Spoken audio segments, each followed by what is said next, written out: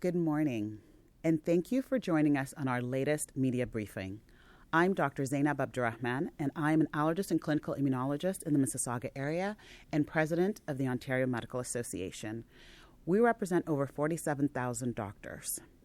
As doctors, we're not just fighting for our patients' health care anymore. We're also fighting to get funded for providing the care that our Ontarians need. Whether it's treating a newborn without a valid health card or someone experiencing homelessness, physicians are always there to care for our patients. The system, though, it's not always there for us. This passion tax is taking a toll. Doctors are working tirelessly for our patients and often without compensation. And we're buried in administrative burden and fighting to just get claims paid for the services already rendered. It's one of the reasons that physicians are experiencing burnout. And in some cases, just leaving the profession altogether much earlier than they had planned. As a resident of Ontario, your tax dollars fund OHIP to ensure that healthcare is provided and is available to you when you need it. Unfortunately, physicians can't rely on OHIP to properly fund the care that they provide, regardless. And this is leading to cases of just outright denials and putting your healthcare at risk. Personally, having worked, especially with newborns in my first few years of my career, I can think of many times where I spent most of the better part of a night taking care of a sickly newborn who may not have made it, and then later having that billing rejected because, unfortunately, the family did not go further to Service Ontario to register that baby. I can tell you that no doctor is calling that family to do that. But having to put that on and telling us that that's what we need to do, that is extremely unfair, and I don't wish for anyone to go through that experience.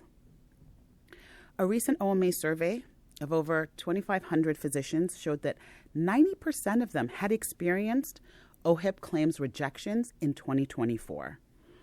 Amongst those, over half of them said they are less willing to perform certain procedures because they've seen so many rejections.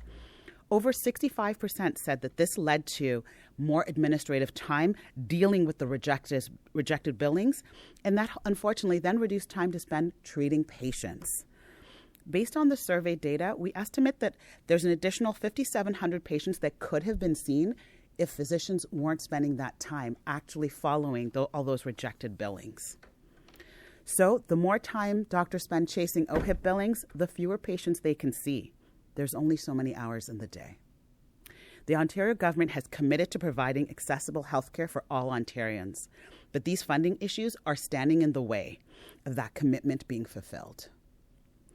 We're calling on the government to establish an ombudsperson, an office where people have clinical experience and expertise to help resolve these funding disputes.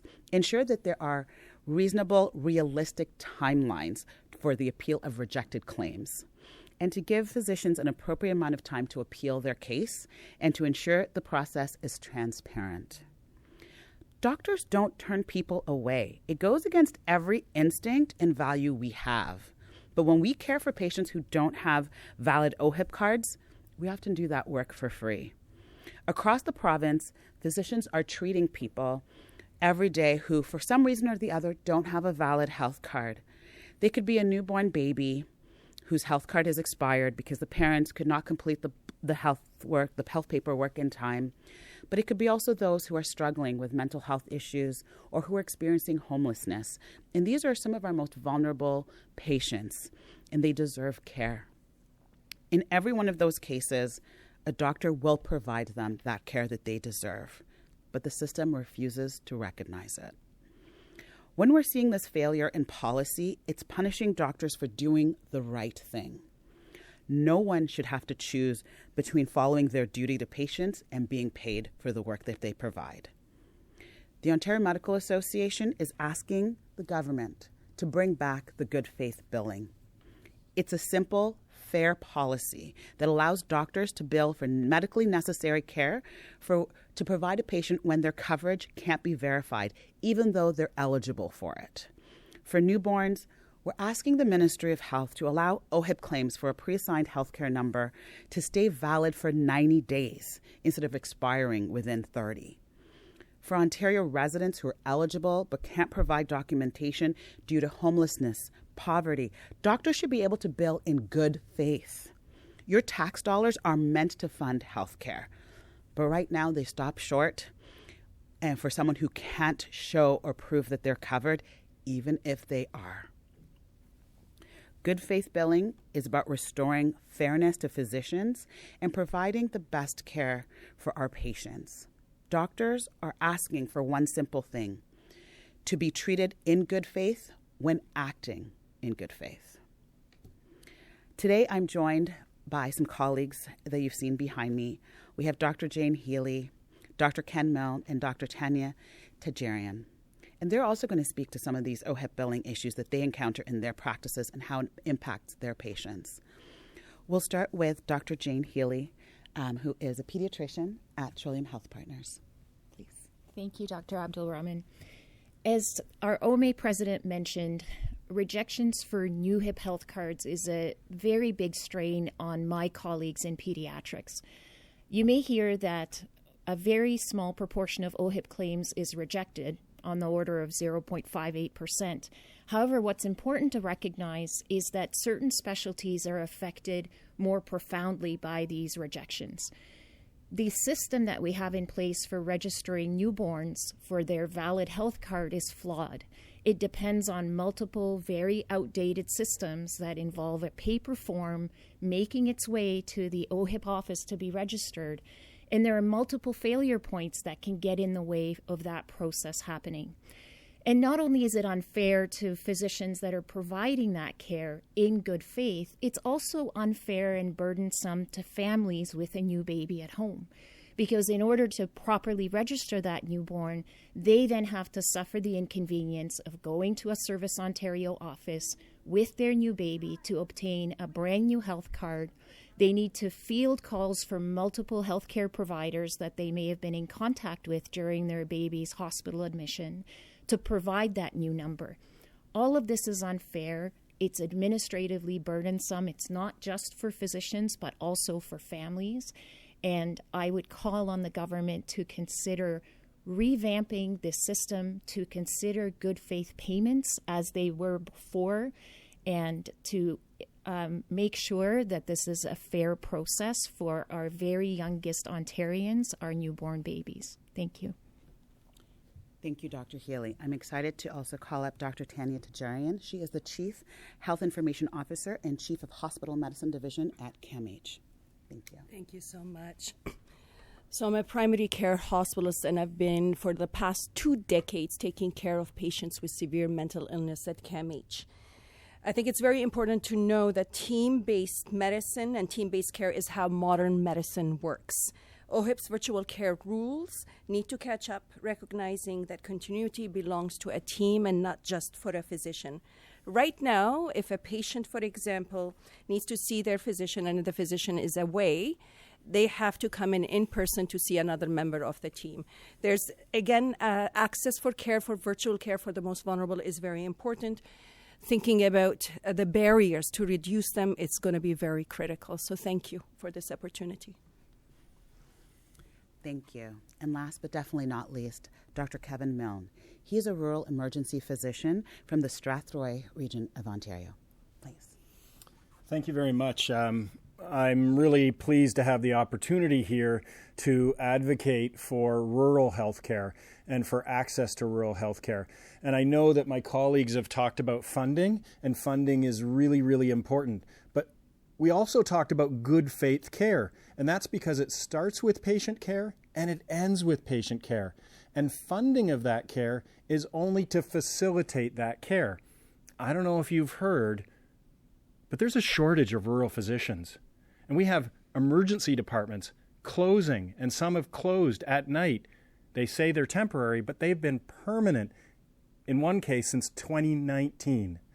And we need proper funding for rural areas. And one of my colleagues mentioned, it was about 0.5?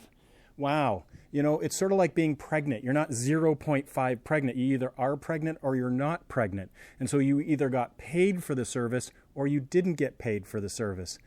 And if physicians, and especially rural physicians, where there's a severe shortage, and you could be one doctor away from that community not having any care or being a healthcare desert, we need to ensure that they are being funded properly and fairly and in good faith. Because I don't think anybody wants to lose access to their family physician. Thank you very much. Thank you so much. We'll now take some questions from the media. Thanks, Ed. I think Dr. Milne touched on this a bit. I was wondering if it would be possible to sort of get an update on how things stand with the physician shortage. We've heard from the government they've cut the Ontario Healthcare Connect waitlist in half. Are you guys seeing a difference? Where are things at? Thank you. So, as you know, as you mentioned, the Healthcare Connect announcement did come up. We do know that we have many unattached patients across Ontario. As you know, it's closer to 2.5 million, and the wait list on Healthcare Connect was not 2 million. So we know that there's many patients who are also not on that list. So it's also difficult to fully quantify that. There is movement forward, but we still know that we need more physicians also on the ground to be able to properly connect. But we also need funding for all the different models of care across family medicine to allow for them to continue with increased attachment. And that's why we continue to push on ensuring that every Ontarian has access to a family doctor. I don't know if anybody else also wished to comment. Yeah, if you don't mind. Thank you for the question, because it was something that I raised, and so I appreciate that very much. But there's a difference between being connected to a physician or a primary care team and access, and you said access, and that's what we're really talking about. We don't want people just to have a primary care physician in name only. In name only. They still have to see in a timely manner that physician or that physician's team. And so it's really, really important. And if you've cut down on the list, great, you've cut down on the list. But the real metric is, can that patient see their physician? Not if they have a physician in name, they're connected to a physician. And I'm an emergency physician. I have not seen a change. Now, it may be too early, but I have not seen a change yet for access to care. And that was the key word you brought up. Yes. Access. So you don't want just a physician or a physician team in name. You want to be able to call up your doctor and not say, yeah, well, the next available appointment is 6 weeks. Go to the emergency department. Primary care should be delivered in a primary care setting. Thank you. Any other questions?